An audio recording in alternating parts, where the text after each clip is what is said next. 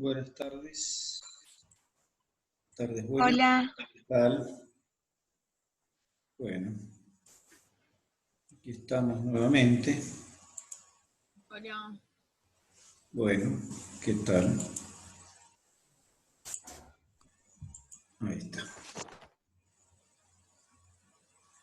Bueno, bueno, en la última charla habíamos estado hablando, a ver cómo está esto de gente. A ver.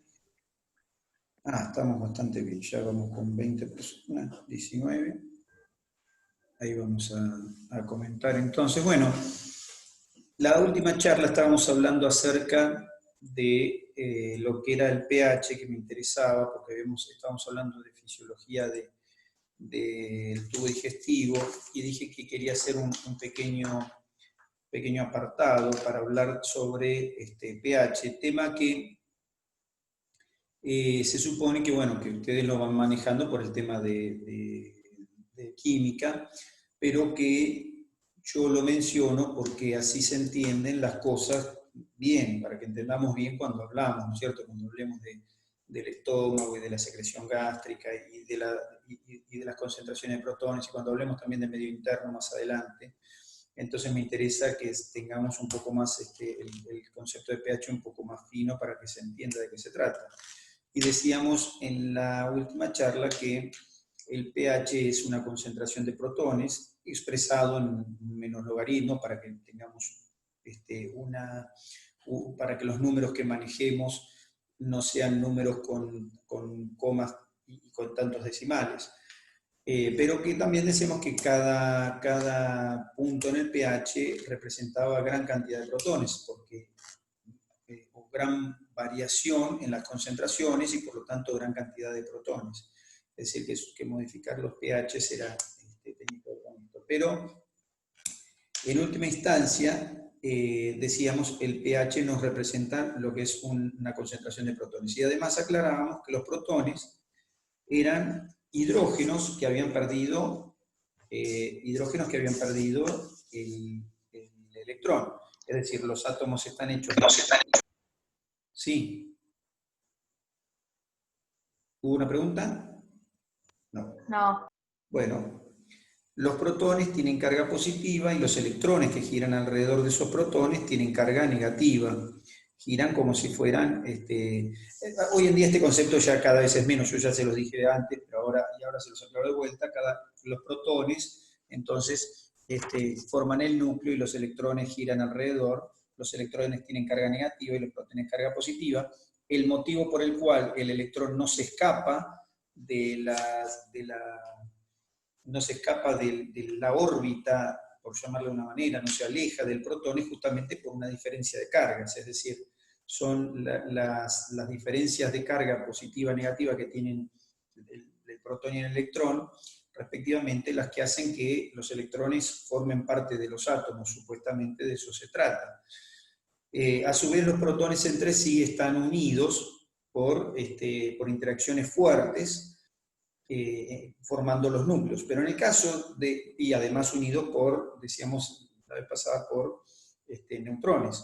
Pero para el caso del hidrógeno, que tiene un solo protón y no tiene neutrones porque no necesita pegarse con nada ni separarse nada, porque es solamente una carga positiva, perdón.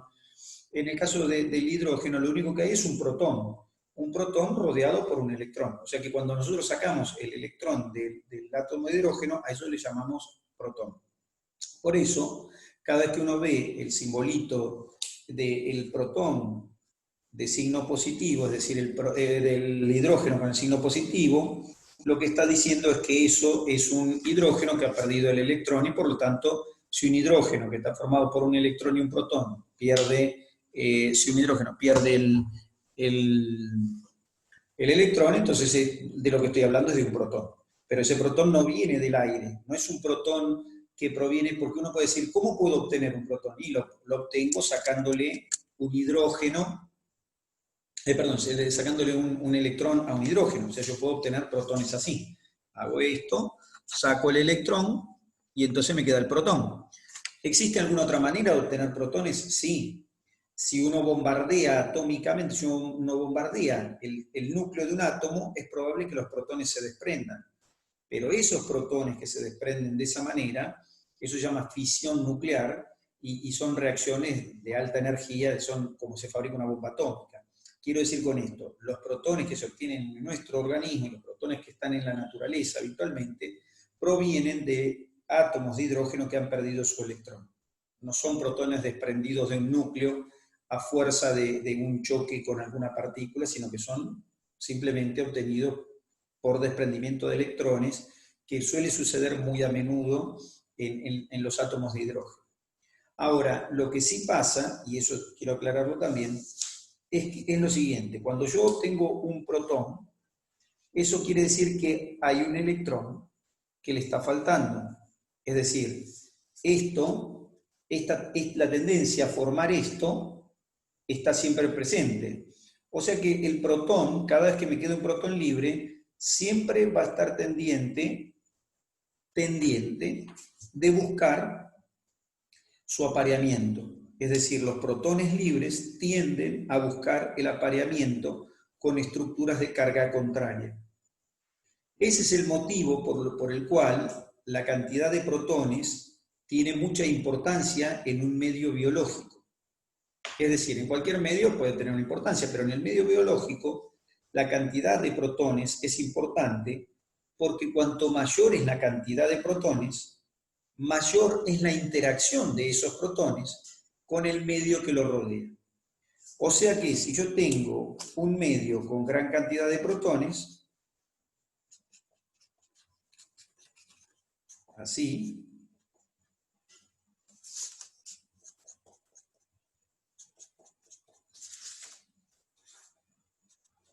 y tengo en el medio alguna sustancia con carga negativa,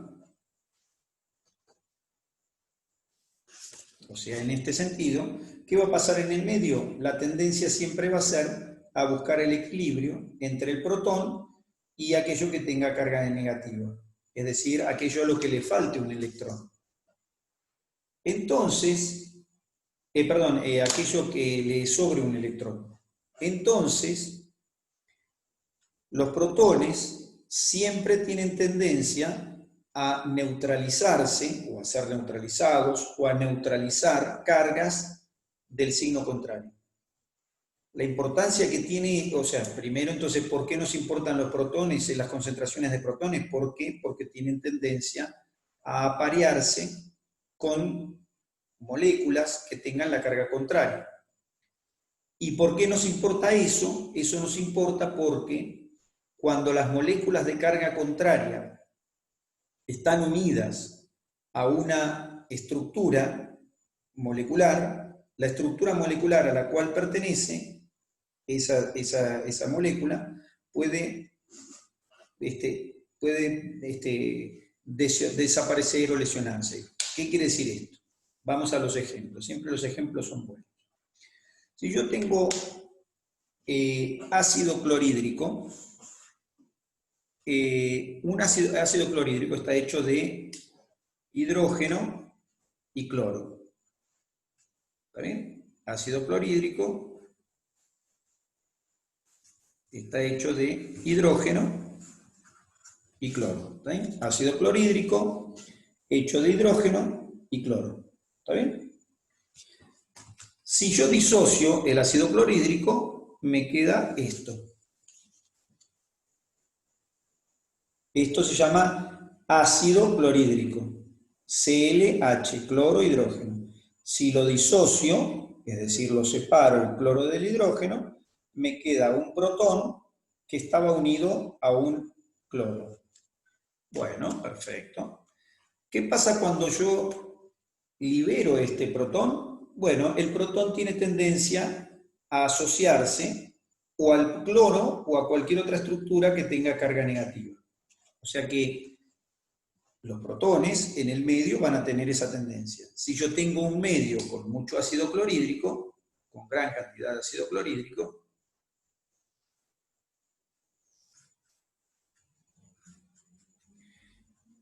y ese ácido clorhídrico se disocia, entonces voy a tener un medio con gran cantidad de protones. Profe, Sí. El electrón no tiende a hacer esto con los protones, solamente los protones con los electrones. Repetime, no entendí bien. Acá decimos que Sí, los sí. protones tienden a Claro, buscar, claro, pero exacto. Tiene exactamente la tendencia porque tienden a neutralizarse. los electrones no lo hacen eso. Sí, por eso. Ah, ok.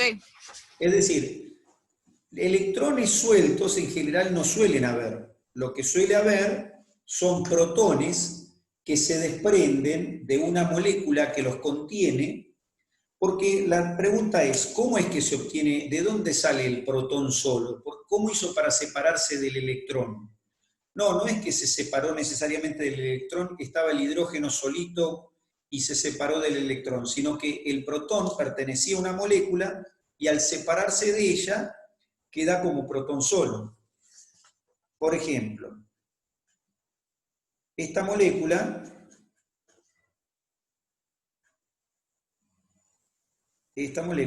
es una molécula de hidrógeno biatómica. La puedo escribir así, H2, o la puedo escribir así.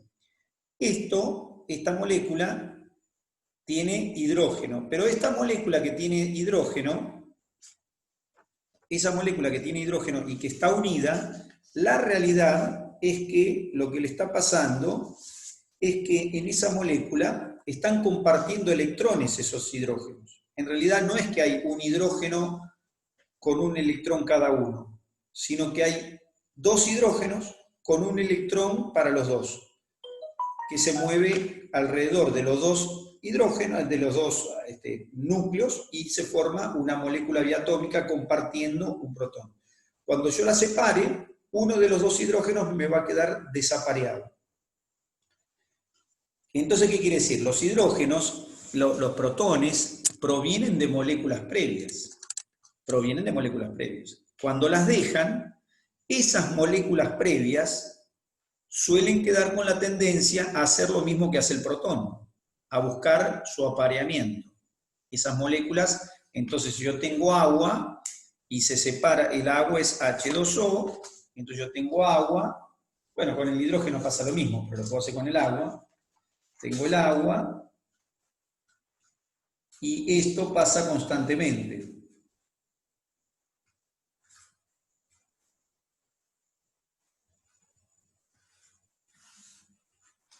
Este proceso en el agua pasa constantemente.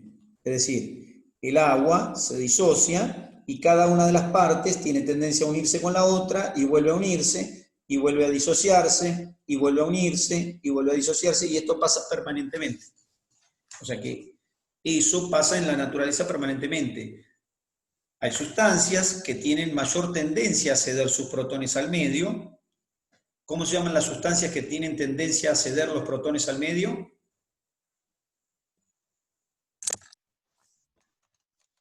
Cationes. ¿Cómo? Cationes.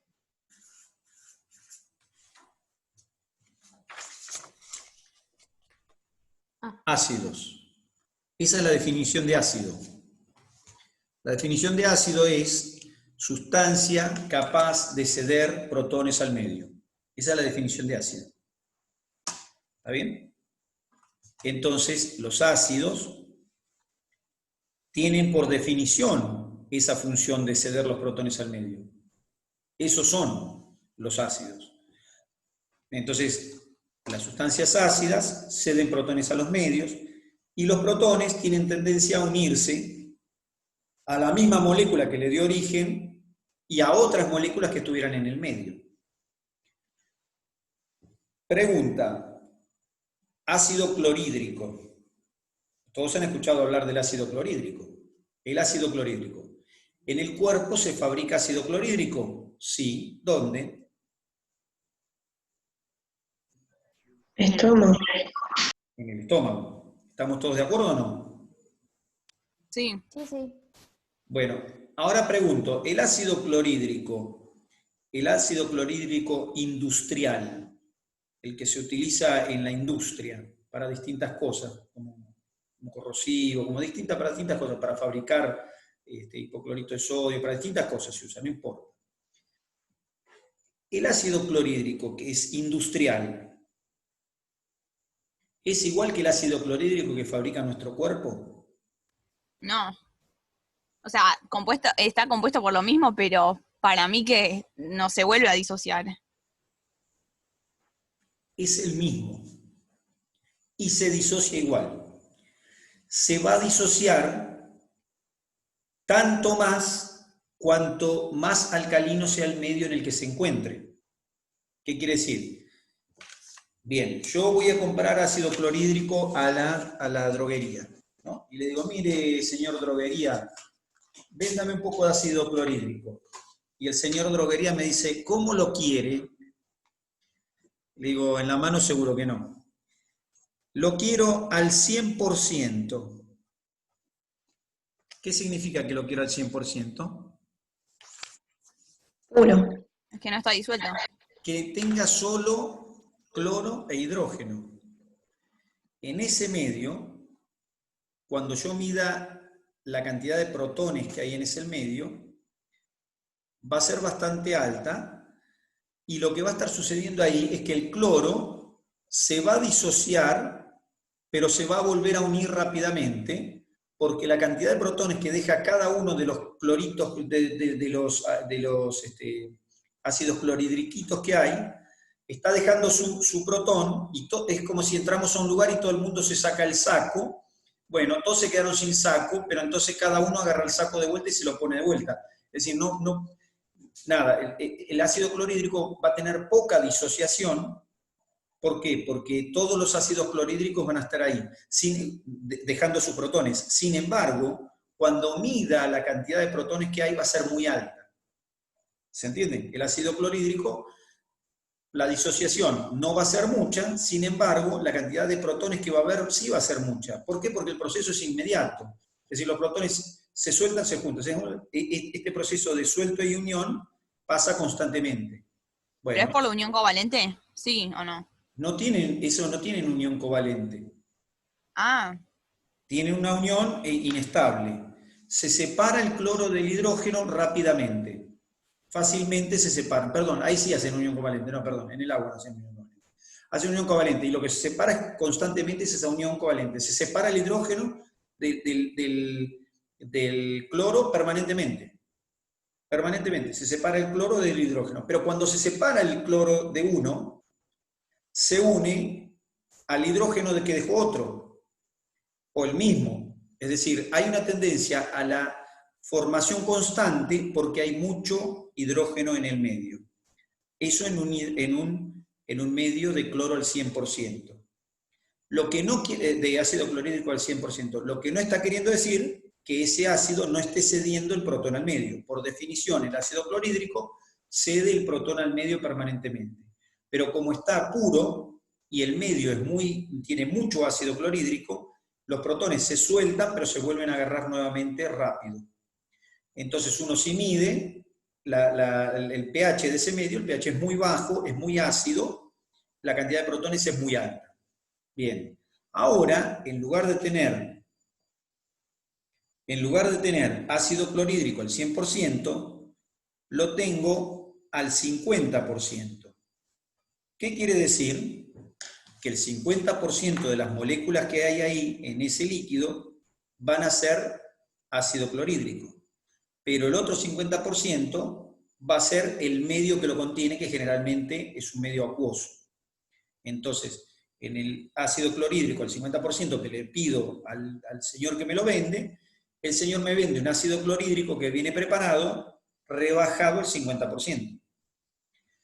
¿Qué van a estar haciendo los cloros y los hidrógenos en ese lugar? Bueno, se van a estar separando y uniendo también, pero la velocidad de separación y unión va a ser distinta, porque la cantidad de protones que hay en el medio es diferente, y entonces lo que voy a obtener en última instancia va a ser esa separación, unión, separación, unión, separación, unión, pero como hay menor cantidad de moléculas de ácido clorhídrico, la cantidad de hidrógeno de protones que voy a obtener en el medio va a ser menor. Si yo mido ahí en el medio, mido la acidez del ácido clorhídrico al 100% será de 1 o un poco menos de 1, y la acidez del ácido clorhídrico al 50% debe ser 1.1, o apenita, o 1.3, pero la acidez es menor. O sea que, entonces quiere decir que la acidez de un medio la determinan los protones, que los protones se forman por disociación de un ácido, en este caso disociación de un ácido clorhídrico, perfecto, se disocia y se vuelve a juntar. Ahora, eso al 50%, y si fuera ácido clorhídrico al 10%, voy a tener menor acidez, menor cantidad de protones disponibles, igualmente se va a estar produciendo la separación unión. Ahora, ¿a qué viene esto? Esto en un medio acuoso cualquiera. Ahora, ¿qué pasa con el ácido clorhídrico? Si en lugar de que yo lo que ponga en el medio, vamos a poner así. ¿Qué opinan que pasará si hago esto? Tomo un tambor con ácido clorhídrico al 100% y meto adentro de ese tambor de ácido clorhídrico al 100%, coloco materia orgánica. Le hace, por ejemplo, un pedazo de carne. Tengo un tambor con ácido clorhídrico al 100%, agarro un pedazo de carne y lo sumerjo. ¿Qué va a pasar con la carne? ¿Se cocina? No. Los protones como que Sí. se asocian con la carne. Exactamente lo que va a pasar. Los protones se van a asociar con el tejido. ¿Con qué parte del tejido?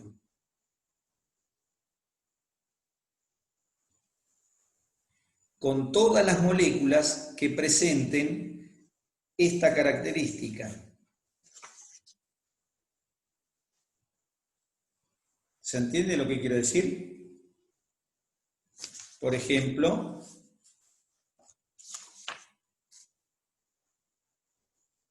¿se entiende o no? Carga negativa sería. Claro, todas las moléculas que presenten esta característica van a ser pasibles de unirse al protón. Como en el tejido, en el tejido biológico, como puede ser la carne. Por ejemplo, la carne tiene, todo tiene, pero vamos con la carne. La carne tiene proteínas, y las proteínas tienen aminoácidos. Y los aminoácidos, cada aminoácido tiene esta forma. Un grupo amina y un grupo ácido que suele estar disociado, y entonces como se encuentra esto, entonces cada proteína tiene un lugarcito para un protón. Cada aminoácido de cada proteína, por dar un ejemplo. Pero como esto, hay centenas de moléculas como estas que están en la carne que se van a unir con los protones.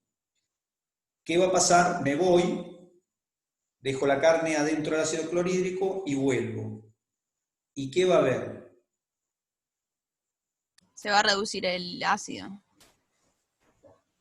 Bueno, la acidez, pero en lugar, veo el tarro, veo la carne. Sí, Lo más probable es que no. desaparece la carne. Desaparece la carne. ¿Y por qué desaparece? ¿En qué se transforma la carne?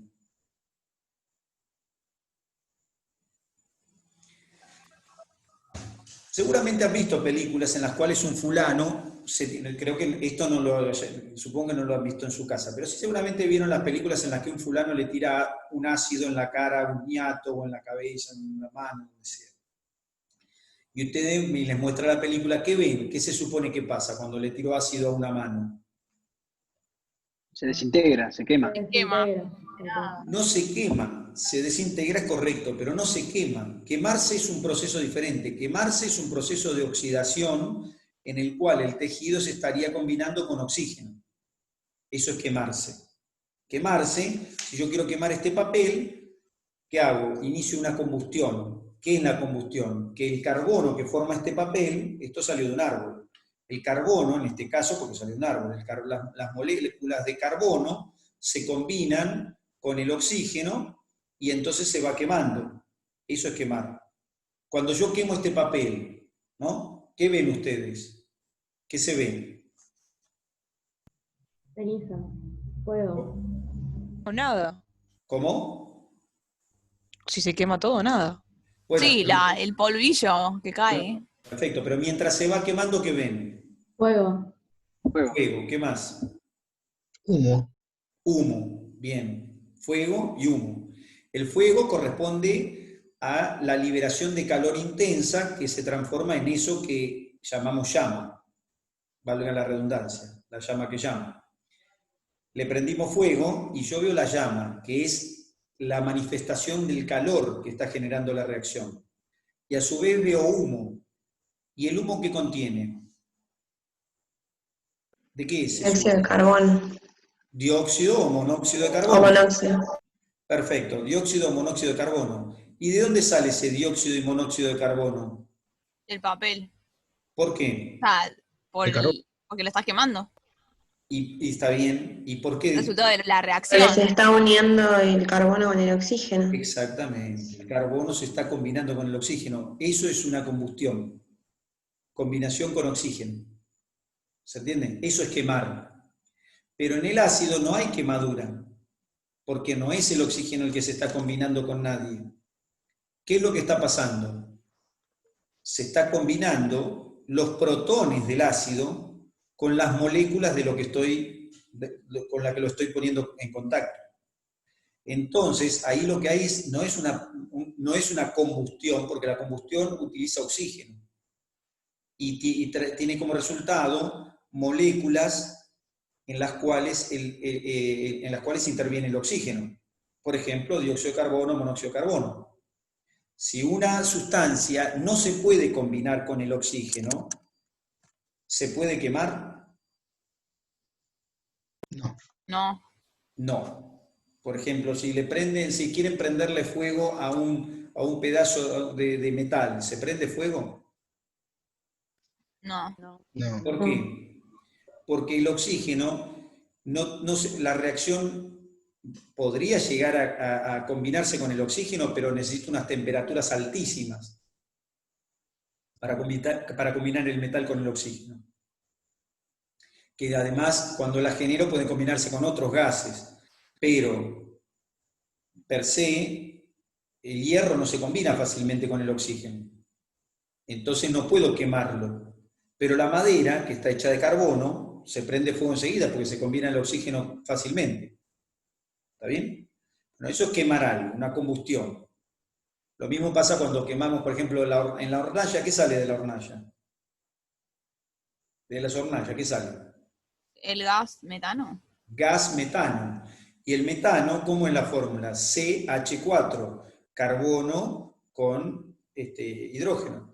Motivo por el cual cuando yo lo combino con oxígeno, entra en combustión y genera esa reacción que libera calor. La reacción esa mediante la cual se está separando del hidrógeno y se combina con oxígeno. Esa reacción genera calor tan intenso que hasta lo veo como una llama. Pero esa reacción libera dióxido de carbono o monóxido de carbono. ¿Cómo compruebo que es una reacción de combinación con oxígeno, una combustión? Y muy fácil. Saco el oxígeno del medio y la reacción se anula completamente en el mismo instante. ¿Está bien? ¿Eso lo han escuchado o no? Si uno Sí, para saca, apagar el incendio. por ejemplo, o dice, por ejemplo, la combustión que producen los autos también, combinan con oxígeno el combustible. Si uno pone en un garage cerrado un auto y lo pone en marcha, ¿qué pasa al rato? Se apaga. No funciona. Se apaga porque no le llega el oxígeno. Si uno tiene prendido una vela y le pone arriba una campana, ¿qué pasa? Se apaga, se termina apagando. ¿Por qué? Porque se consume el oxígeno de dentro de la campana. Eso ya lo vieron desde el primer grado. Entonces, eso nos dice que es una combinación con oxígeno. Sin embargo, si yo tiro ácido clorhídrico en una mano, por más que se vaya el oxígeno, la reacción persiste, porque no es una reacción de combustión. Es una reacción de combinación de los protones con el medio. ¿Se entiende? Lo mismo que pasa con el oxígeno, el ácido clorhídrico no se puede combinar con cualquier cosa. Se puede combinar solamente con aquellas cosas que tienen un que tienen son moléculas que exponen esas cargas negativas de las que estamos hablando. Si yo tiro ácido clorhídrico, tengo un recipiente de vidrio y le pongo ácido clorhídrico adentro, ¿qué pasa? Nada. Nada. ¿Por qué? Porque el vidrio no se combina con el ácido clorhídrico, y la molécula del vidrio no se combina con el ácido clorhídrico. Son moléculas inorgánicas que no se combinan con el ácido clorhídrico. Sin embargo, las moléculas orgánicas tienen gran cantidad de moléculas que son, las moléculas orgánicas, perdón, tienen gran cantidad de compuestos, están formados por compuestos que son fácilmente combinables con ácido clorhídrico. Entonces el ácido clorhídrico se combina con estas moléculas y las puede degradar. Por un lado, respecto de, porque parece que hubiera quedado colgado, no me quedó claro, entonces ¿cómo? Entonces el ácido clorhídrico industrial es el mismo que tengo en el estómago, y ¿cómo es el mismo si mi estómago no se daña? Lo que pasa es que el que tenemos en el estómago se diluye en el estómago con el contenido gástrico, por un lado. Por otro lado, se neutraliza con moléculas que se van combinando. Por ejemplo, las moléculas que están en los alimentos se combinan. Por eso es una forma de degradar alimentos, porque se están combinando. Es lo mismo que poner el ácido clorhídrico en la mano y la va a degradar. Bueno, nada más que ahora la carne la pusimos dentro de un saco que se llama estómago. ¿Y mi estómago no se combina? El estómago se puede combinar, pero tiene unas coberturas que después vamos a hablar que protegen al estómago de ese ácido clorhídrico. Entonces, Profe, sí. perdón, una pregunta. ¿Los ácidos siempre tienden a degradar sustancias o lo que sea? Siempre que puedan combinarse con moléculas de esas sustancias que expongan esas cargas neutralizantes. Si no, no se puede combinar, porque si yo lo combino, ya te digo, yo lo pongo en un vidrio, no le hace nada. ¿Está bien?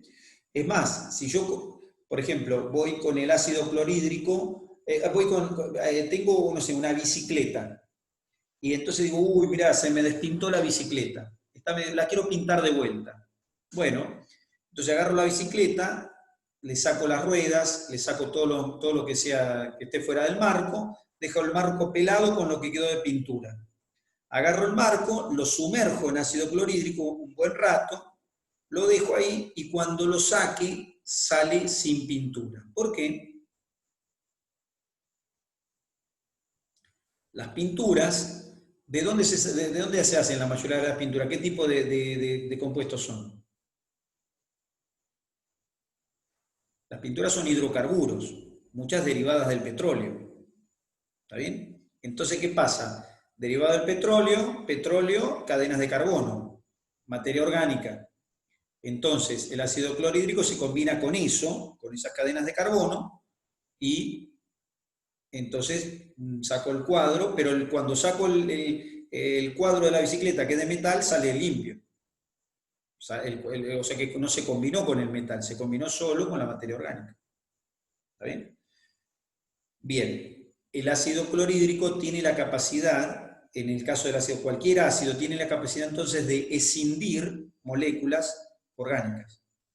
¿Para qué? Para combinarse con ellas. No es que lo hace porque se le ocurre, lo hace porque se combina con esas moléculas orgánicas. Entonces, voy de vuelta con el tema de que el ácido clorhídrico, que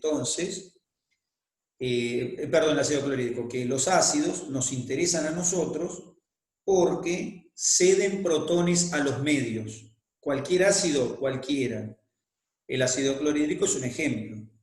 Y ese medio que tiene protones en el medio puede ser dañino para nuestro propio cuerpo.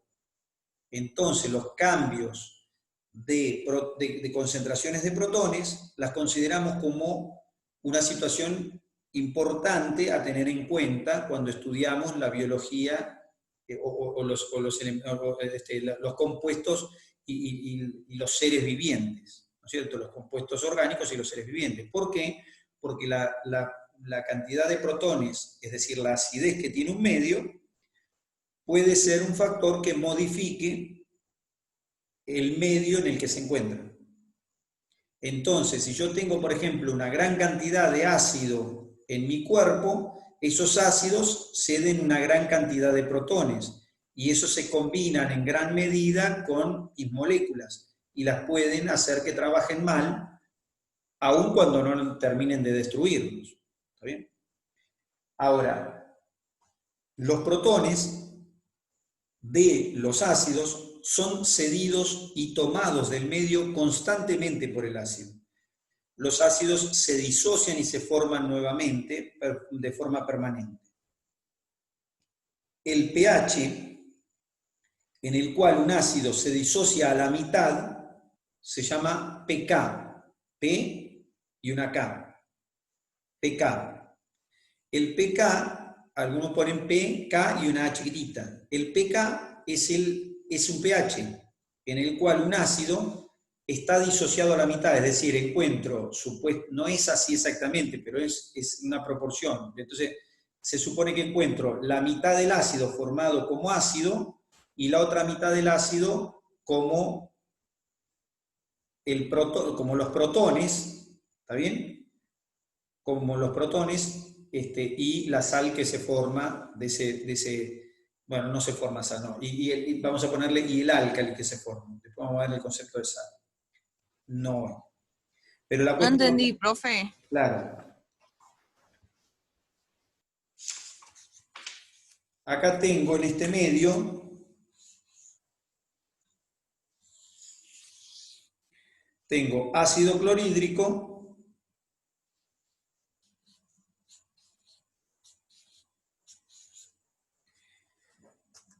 fíjense, tengo 1, 2, 3 y vamos a poner 4. Pregunto, en este medio que está acá, así, ¿ven? Hay ácidos clorhídricos en rectangulito. Y después tengo ácidos clorhídricos en rectangulitos. Y después tengo cloros e hidrógenos separados, ¿correcto? Sí. ¿Cuántas moléculas de ácido clorhídrico puedo formar con los cloros e hidrógenos que están disociados? 4. 4. 5. ¿Cuántas moléculas de ácido clorhídrico tengo dibujadas? 4. ¿Cuántas moléculas de ácido clorhídrico presupongo que se disociaron ahí? 4. 4. ¿Cuánto es en total las moléculas totales que podría haber de ácido clorhídrico? 8. 8. 8. ¿Cuál es la mitad de 8? 4. 4. 4. ¿Cuánto ácido clorhídrico disociado? 4. La mitad. ¿Está bien? 4, está bien. O sea que la mitad está disociado y la mitad no. ¿Es correcto? Sí. Bien. Ahora en todo el medio, ¿hay algún pH? Ese medio, ¿tiene pH? Y sí. Y sí, si no, no se disocia. Bueno, ese pH en el que está este medio es aquel en el cual se disoció la mitad y la otra mitad no. Eso se llama pK. ¿Se entiende? Sí. pK es el pH en el que la mitad está disociada y la mitad no. Ahora, esto que está así, ¿es lo que sucede en la realidad? ¿Se puede ver esto? No. ¿Por qué?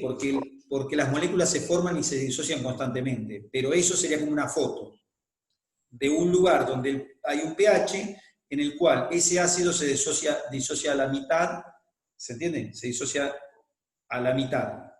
Entonces, si ese fuera pH, no sé, 4, el pK del ácido clorhídrico sería 4. ¿Se entiende? ¿O no? Sí, sí. Bueno, ahora, ¿todos los ácidos se disocian de la misma manera? No. Los ácidos que tienen mayor tendencia a la disociación se llaman ácidos fuertes. Y los que tienen menor tendencia a la disociación se llaman débiles. Entonces, acá hay ácido clorhídrico, pero si en vez de haber ácido clorhídrico hubiera ácido ascórbico, ¿creen que la misma cantidad de moléculas estaría disociada que el ácido clorhídrico? No. No. Lo más probable es que no. El ácido ascórbico